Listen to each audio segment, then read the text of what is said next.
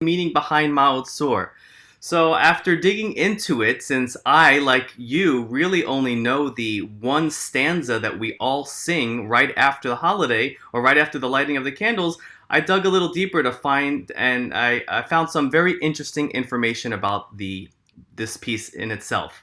So when you look at the Song of Ma'od Sur, the first thing you should know is that the literal translation of Ma'od Sur means stronghold of rock. So that's where we get the Rock of Ages, stronghold of rock, which is another way of referencing God. But the real interesting part is that this was never written as a song. It was first written as a text, a psalm of sorts, or even a hymn. And it was written in the 1300s by a man by the name of Mordechai ben Isaac Halevi, also known as Mordechai Zunz.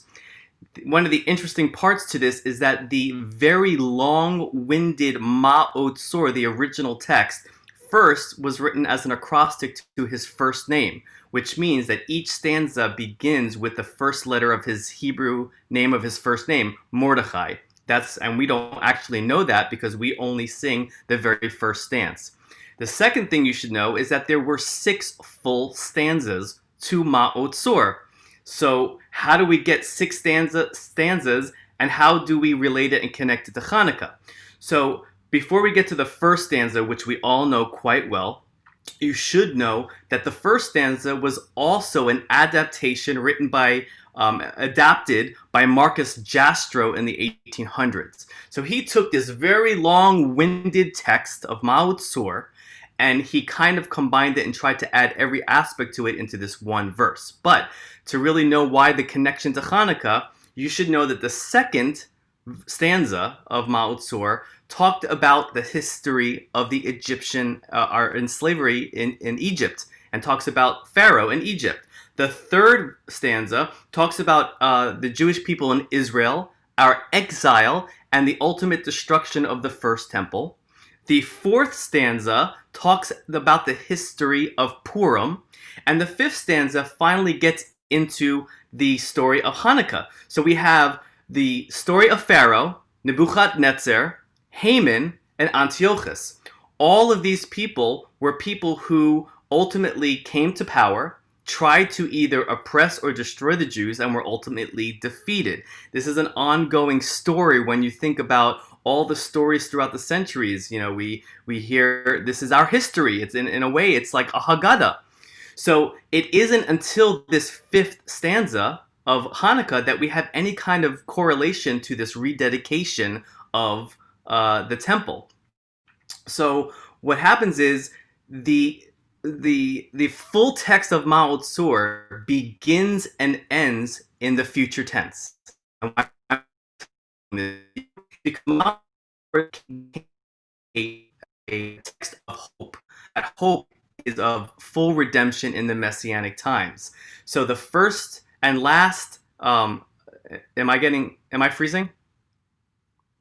I'm freezing? Sorry. So the first and last stanza is all in the future tense, whereas the second, third, fourth, and fifth stanza are all in the past history. So it's a combination of not only remembering our past, remembering how we were once oppressed or once tried to be defeated or destroyed, and we always overcame. So when you think about the holiday of Hanukkah and this rededication, this resurgence of our dedication to a temple and to God and to our religion, this is why Ma'od Sur became this connection to Hanukkah. And one last very ironic, interesting aspect to Ma'od Sur, the melody that we all know so well and sing wasn't actually connected to this text until the 1500s, and ironically enough was a hymn, a German hymn written to the song of So weiß ich eins. That was a jubilant kind of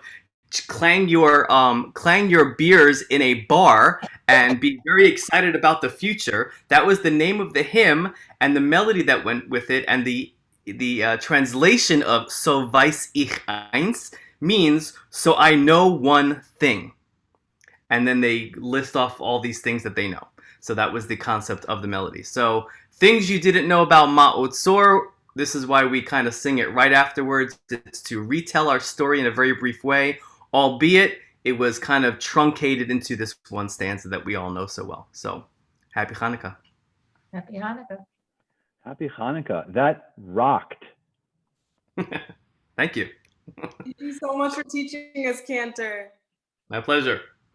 At this time, if everyone lights your Shamish candle, we are going to go ahead and light our candle.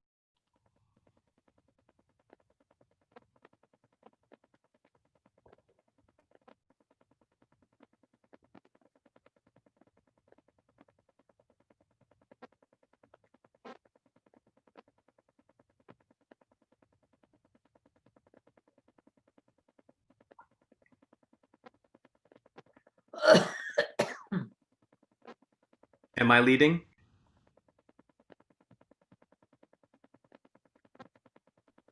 Go for it. All right. Baruch atah Adonai Eloheinu melech haolam asher kiddushanu b'mitzvotav v'tzivanu lehadlik ner shel Chanukah. Baruch atah Adonai Eloheinu melech haolam she'asa nisim lavoteinu bayamim hahem bazman hazeh.